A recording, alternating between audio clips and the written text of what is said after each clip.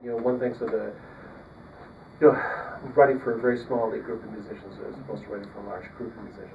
And the same thing with writing for voice. If you're writing for opera singer, you can write anything. If you're writing for choir, we all know it's very different because the choirs are amateur frequently. Just look at choir music; it doesn't look like opera music, right?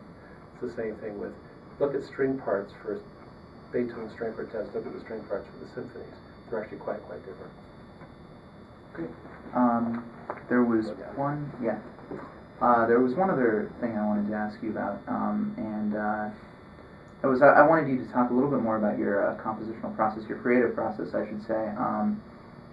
You've talked a little bit about where your language comes from. Obviously, a big part of it comes out of your time as a jazz, rock, funk musician, and you clearly have a big interest in the American vernacular in that way. A lot of your subject matter is also sort of derived from that American pop culture, and I'm thinking, there's a big spectrum of that, of course. I'm thinking of pieces like Jackie O, Spaghetti Western, Desi, Metropolitan Symphony, the list goes on.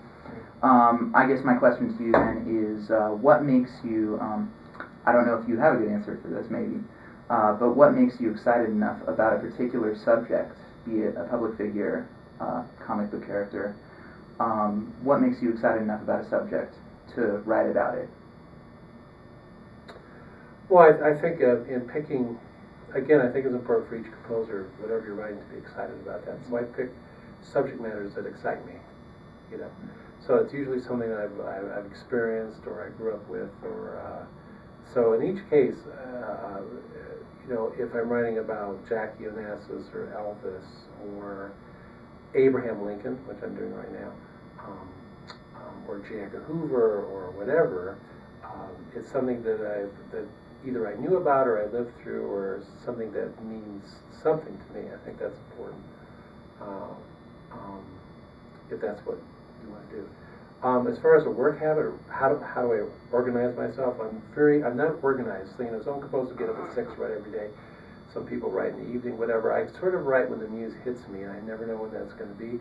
I tend to be the most creative, I think, late in the evenings, around 10 o'clock. I kind of, a bolt of lightning hits me, probably from the days I used to play jazz. I get the second wind around 10 o'clock, and I'll tend to work from about 10 to 2 often, and I like it because it's very quiet, and I can really focus on what I want to write. Something about the nighttime brings out, interesting thoughts, I guess. My studio is, I have a big table with an Apple computer, two 21-inch monitors. On the left side I keep the music notation, on the right side a sequencer, which I use. Digital performer program. Then I have a disc library to my right, I got a rack of modules, I got a mixer. Then to my left I have an Elise's Masterlink, I think it's called, so I can digitally record. When people come to my house, I have players come over all the time and I record them. I have a television to my left. When I'm bored, I'll turn on an episode of Star Trek at 1 in the morning, whatever.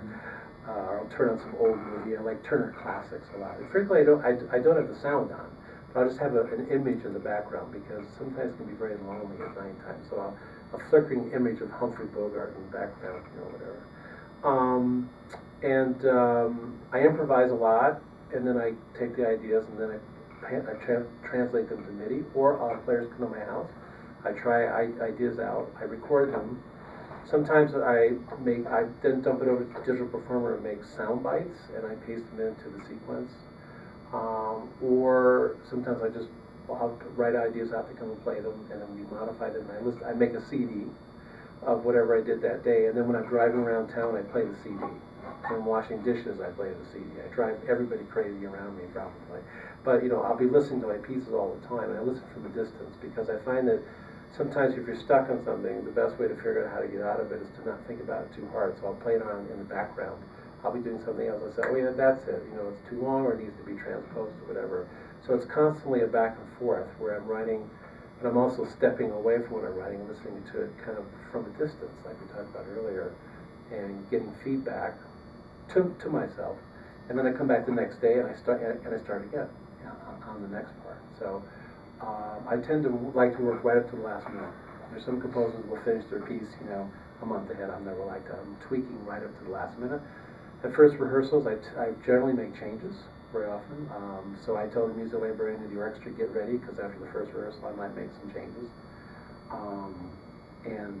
I don't feel so bad. Abraham Lincoln wrote 5 drafts of the Gettysburg Address. Bernstein tweaked symphonic dances his whole career. Mahler reorchestrated his symphonies until the day he died. So, you know, the idea of revising or tinkering or changing is not uncommon.